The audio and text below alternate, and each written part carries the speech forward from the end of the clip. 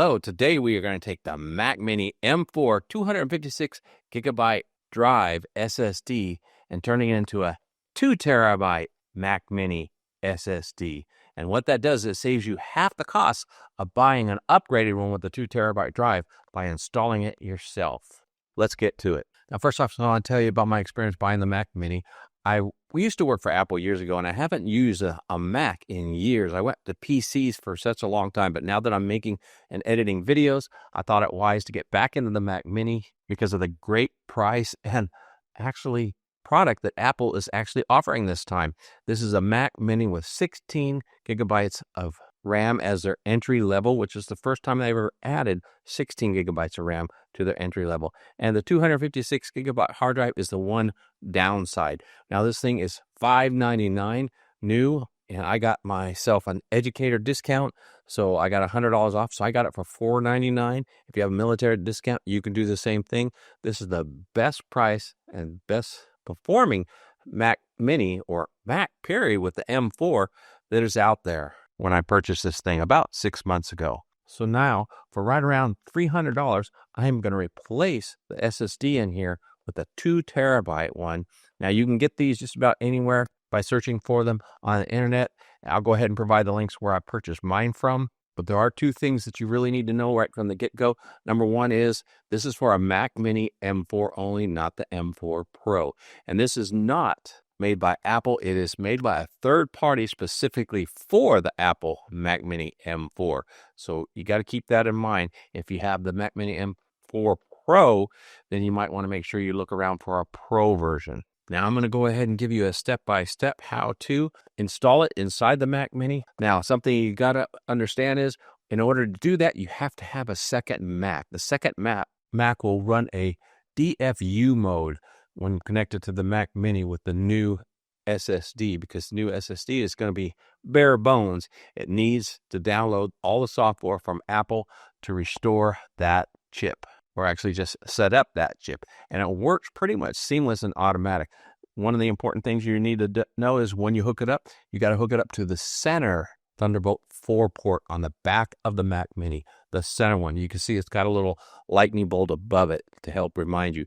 That's the port you need to do the DFU mode. Now, to use DFU mode, you have to have a silicone-based Mac. In other words, something with an M1 chip or higher. I believe you can have something with a T9 if it's a Intel-based chip, but I can't be sure on that. Go ahead and Google it and look it up, but you can find out which ones will allow you with the DFU mode. Now, stick with me through this video because I will show you that process as well. And stay tuned to the very end. I'll show the exciting speed difference between the 256 gigabyte SSD and the 2 terabyte. It's pretty impressive. Now, one thing you do need to understand while you're doing this, anytime you open up the back of an Apple product, you are going to void the warranty. I'm 6 months into owning this thing. The warranty is only good for a year, so I thought I would just go for it. So make sure you understand that before you do this. Hey, I want to take a quick second and tell you how much I appreciate you for tuning into this channel as I replace the Mac Mini M4 SSD with a 2 terabyte drive.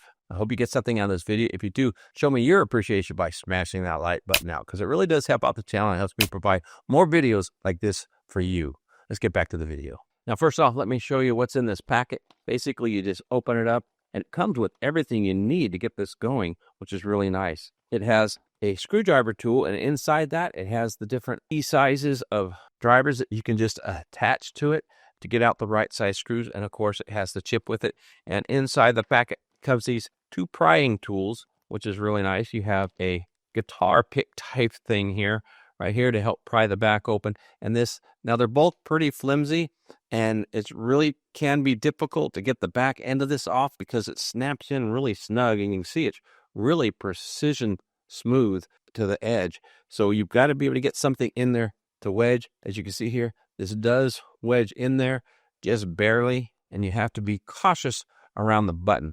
So let's get to it. I have an additional tool that I used when I used to change the screens on smartphones and stuff. Right here, it's got a nice little pry piece that I use to help get under there and give me some prying pressure. But let's stop talking and let's get to it. Check this out. Now, as you see here, I got the Mac Mini laid out here in front of me, and I started with using this tool, and it does get right in the sides and pry it up.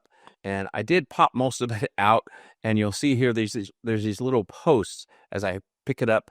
But basically, once you start popping them, you just slide that around and you hear all 4 posts pop out. Be careful around the power button because there is a wire there, which you're going to see here in just a moment. And you want to make sure not to snag that wire. And when you turn it over or open up the back end, I kind of set it on a power brick that I have just to kind of leave it nice and high so it doesn't cause any stress on that cable, because you don't want to break any cables. Because throughout this process, you do not have to disconnect anything. There will be no soldering or anything like that. It's really straightforward and simple. So next, you want to grab the tool here to take out the screws. Now there's 3 heads in there. There's a T3, a T5, and a T8. You want to make sure you just size up the right ones to the screws, and then you want to go ahead and secure it into the screwdriver head. And then once you do, you go ahead and pull out the screws. First thing you're going to do is you're going to remove 8 screws around the edge here. And of course, I'm going to speed through all this so that you don't have to wait for it all, because it takes me about 20 minutes to do the whole process. So you take out each screw, there's 8 of them there, and you want to make sure you grab the ones that are kind of hidden behind that cover piece. Just kind of slide it a little bit to the side so you can reach to them. And then once you get those out, then it's time to pull out the back plate here, because it's just a plate that is mounted over the top of the fan, which will be the next piece we take out. Then grabbing this plate, you can just kind of grab it, twist it a little bit till it feels loose, and just pull it out. It's not sealed in any way once you get the screws out, but it does kind of feel snug. So just grab the edges of it, wiggle a little bit, and it pops right on out. And now you can see the fan right underneath. And once I loosened up this plate, I went ahead and took the outer piece and kind of snug it up against there so I don't put any more tension on that wire. And you can see there's a ribbon here connecting the fan, and you don't want to put any tension on it. So I just kind of propped up the power bank to it to hold it nice and steady. And then there are 4 screws that you got to take out. It's not those are the little tiny ones. You want to take the ones out here at the head of this thing, and there's 4 of them. There's 2 wings on the top side here, as you can see, and then there are 2 on the fan vented area. So you remove those 4 screws, and then the fan just pops right out. And you want to make sure, again, there is a wire connecting it.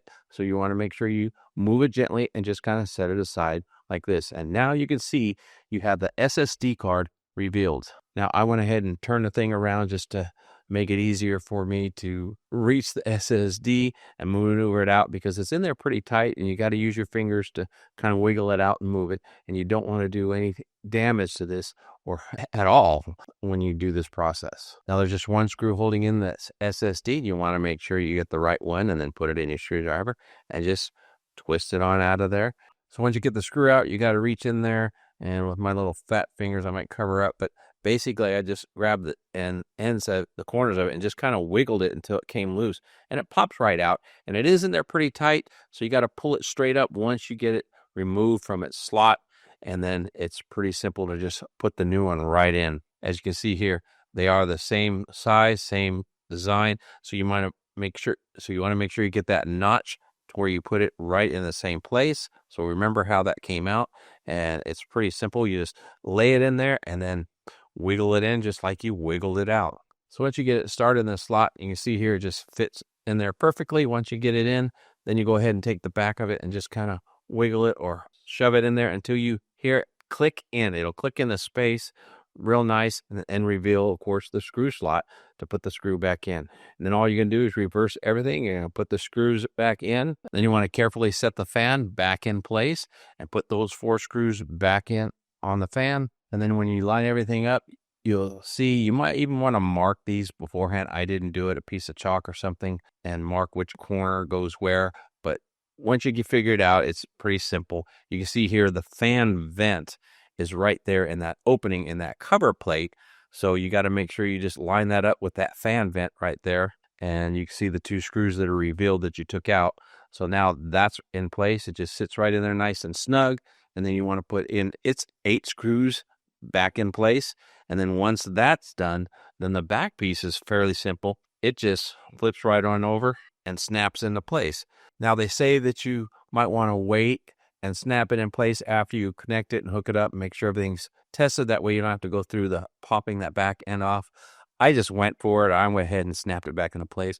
I was pretty confident it was going to work fine. So I went ahead and did that. And then I did all the testing. Now let's jump to DFU mode on this thing, and basically all you do is you take and hold the power button down on the Mac Mini while you plug it in.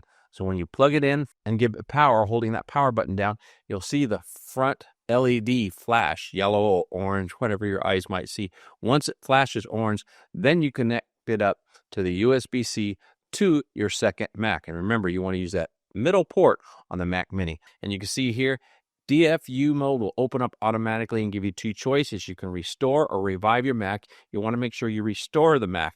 Then once you do, it says restore and update.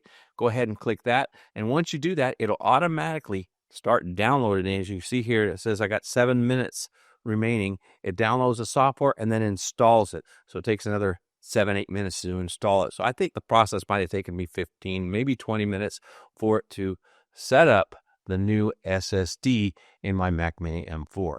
Now, once it's all done, your Mac will tell you it's finished, and you can go ahead and reboot your Mac Mini. And I would go ahead and connect it to your monitor of choice. So when it boots up, you can see what's going on. And you might want to make sure you've got a mouse and keyboard connected to it as well. Now, once you start up your Mac Mini for the first time with the new SSD, it'll be just like starting up a Mac Mini for the first time. You have to go through the setup process.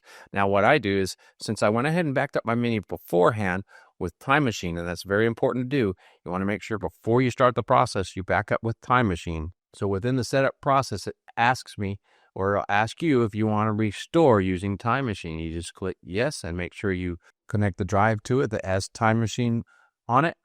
And then once you click restore with Time Machine, you'll need your password to log into Time Machine, and then it'll restore your Mac Mini just like it was before you started. And since it was only a 256 gigabyte hard drive, it does not take long. At least it did take mine very long to restore. And once it restored it, you just rebooted, and boom, I was back to where I was before I started, but now with 2 terabytes of hard drive space. Now let's go ahead and do the fun part. We'll do the speed test on the 2 different SSDs.